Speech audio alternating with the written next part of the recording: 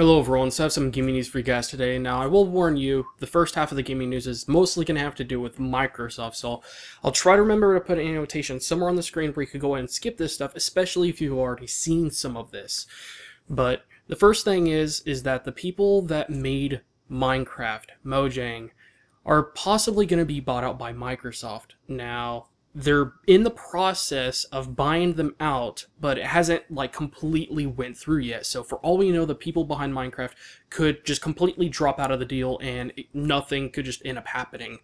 As far as we know right now, Microsoft is trying to buy them out for $2 billion, which is a lot of money.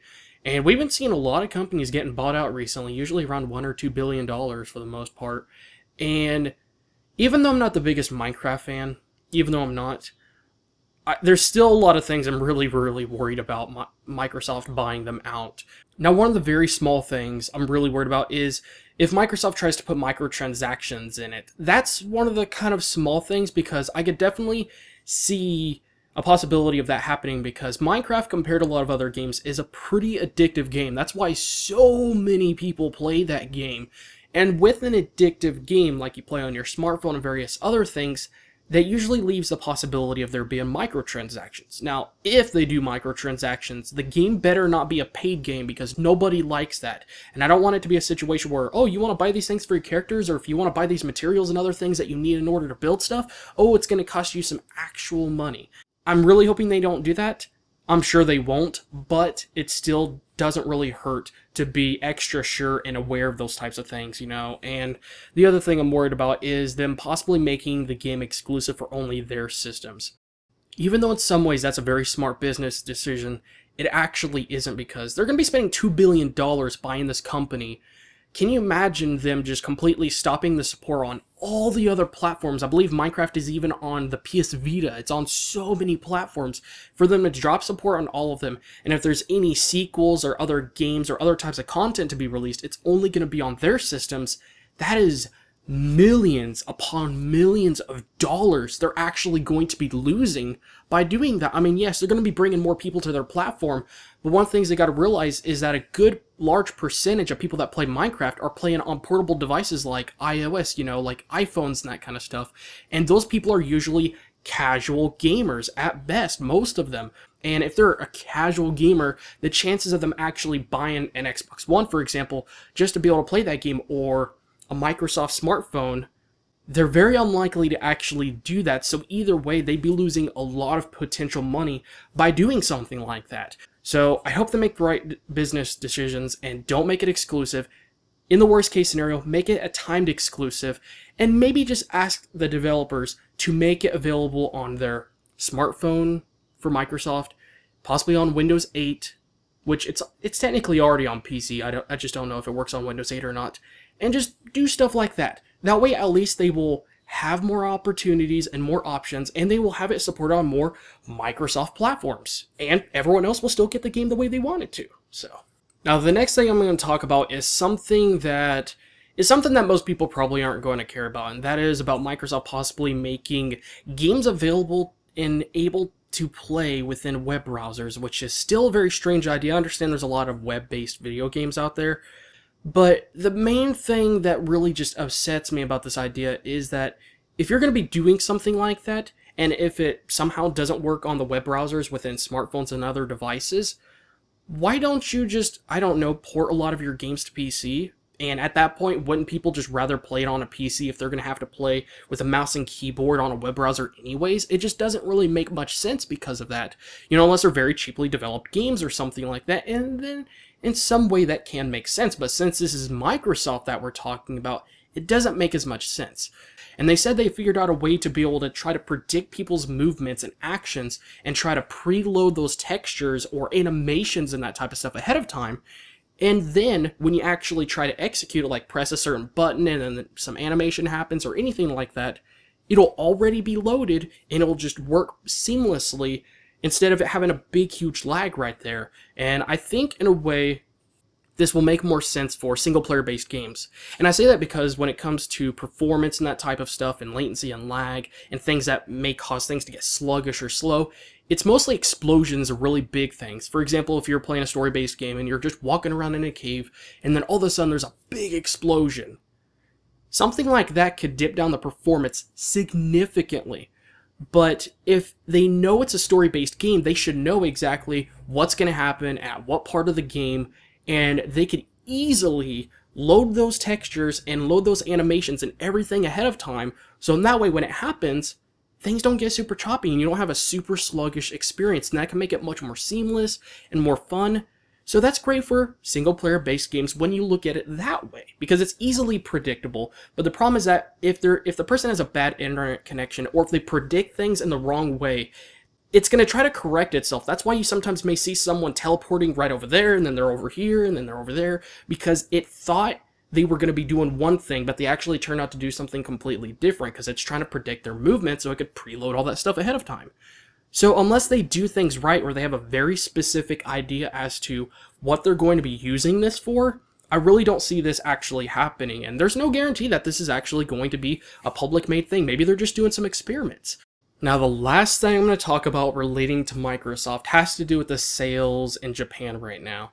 Now, it's not really a big surprise to see the sales turn out to be not that good in Japan because of the way the culture is and the fact that Sony and Nintendo are both companies that are located in Japan. So really, Microsoft is looked as an outsider, and they're the only American company that makes any, platforms or systems there. And some of it really isn't Microsoft's fault, but Microsoft really hasn't been trying that hard. Now, if you look back at the old original Xbox, that one actually sold a very good amount, and it sold 2 times more than the Xbox 360 sold. And it seems like it keeps on cutting in half.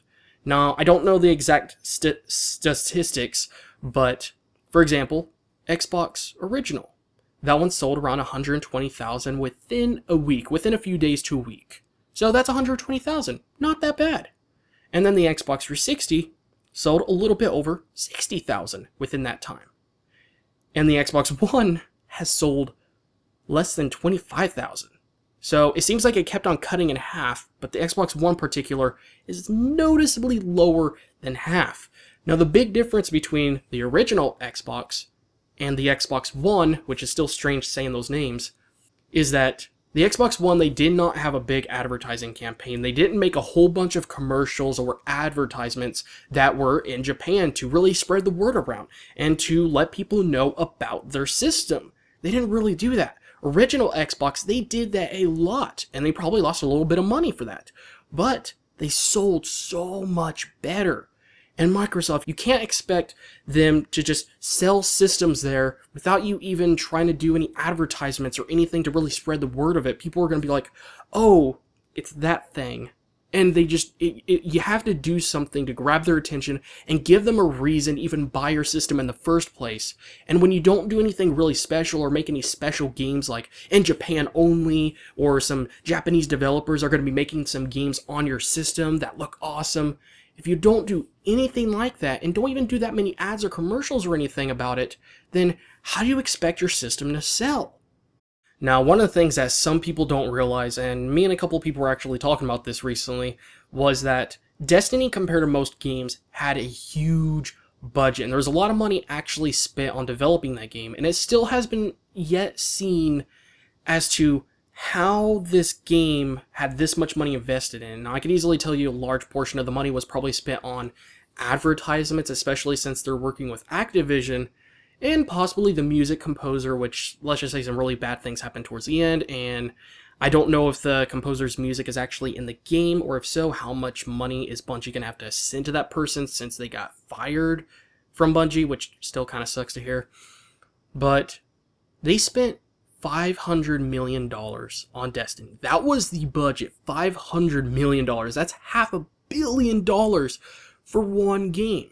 Now, one thing that kind of makes sense is that what they're focusing mostly on is the longevity of the game. They want this to be a game that's going to be relevant for a good number of years, and they're planning to add more content and expand the universe known as Destiny. But it's still a little bit hard to believe that $500 million was spent on the game.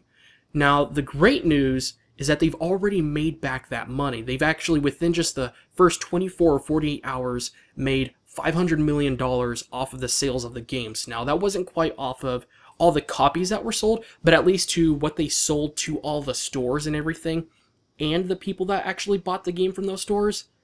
They were able to make their money back within the first day or two, which is really awesome. I am so not going to lie, because I didn't want this to be a situation where they spent all this money, but they didn't even make that much money within like the first month or anything crazy like that. Because if they don't, that is what is considered a failure of a game as far as like sales and marketing and the success of it. Well, that's pretty much it for this video, and one last thing I wanted to point out is congratulations to Naughty Dog on your 30th anniversary. Still hard to believe you've been around for so long, but really happy to see that you've been around for so long and you've succeeded on so many great titles and series, and you've remained relevant for so long. It's been definitely a really crazy journey, I could easily tell you that much, and, you know, as much as I love, you know, Uncharted and The Last of Us, I'm still waiting for you to start making the Jak and Daxter games again. Just saying, you know, really big fan of that series, and if Insomniac Games can keep on making these Ratchet and Clank games like they have been all this time, then you should get back and making Jak and Daxter games. Just saying, you know, really big fan of that. So other than that, thank you all again, guys, for watching. Sorry if this video is a little bit long, but there was just a lot of things to cover and wanted to go a little bit in depth, at least not hopefully too much in depth and start rambling on a little bit too much. So other than that, thank you all again, guys, for watching, and I will see you guys in the next video.